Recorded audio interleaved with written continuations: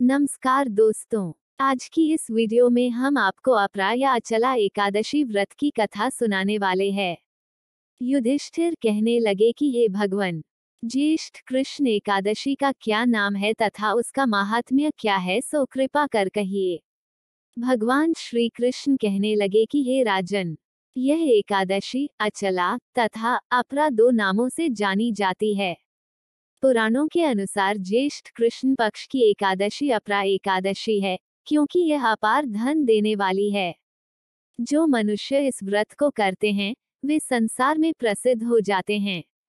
इस दिन भगवान त्रिविक्रम की पूजा की जाती है। अपरा एकादशी के व्रत के प्रभाव से ब्रह्म हत्या, भूत योनि, दूसरे की निंदा आदि के सब पाप दूर हो जाते हैं। इस व्रत के करने से परस्त्री गमन, झूठी गवाही देना, झूठ बोलना, झूठे शास्त्र पढ़ना या बनाना, झूठा ज्योतिषी बनना तथा झूठा वैद्य बनना आदि सब पाप नष्ट हो जाते हैं। जो क्षत्रिय युद्ध से भाग जाए वे नरकागामी होते हैं, परंतु अपरा एकादशी का व्रत करने से वे भी स्वर्ग को प्राप्त होते हैं। जो शिष्य गुरु से शिक्षा ग्रहण करते हैं फिर उनकी निंदा करते हैं वे अवश्य नरक में पड़ते हैं। मगर अपरा एकादशी का व्रत करने से वे भी इस पाप से मुक्त हो जाते हैं। जो फल तीनों पुष्कर में कार्तिक पूर्णिमा को स्नान करने से या गंगा तट पर पितरों को पिंडदान करने से प्राप्त होता है, वही अपरा एकादशी का व्रत करने से प्राप्त होता है। मकर के सूर्य में प्रयागराज के स्नान से, शिवरात्रि का व्रत करने से, सिंह राशि के बृहस्पति में गोमती नदी के स्नान से, कुंभ में केदारनाथ के दर्शन या बद्रीनाथ के दर्शन, सूर्य ग्रहण में कुरुक्षेत्र के स्नान से, स्वर्णदान करने से अथवा अर्ध प्रसूता गौदान से जो फल मिलता है, वही फल अपरा एकादशी के व्रत से मिलता है। यह व्रत पापरूपी वृक्ष को काटने के लिए कुल्हाड़ी है, पापरूपी ईंधन को जलाने के लिए अग्नि, पापरूपी अंधकार को मिटाने के लिए सूर्य के समान, मृगों को मारने के लिए सिंह के समान है। अतः मनुष्य को पापों से डरते हुए इस व्रत को अवश्य करना चाहिए।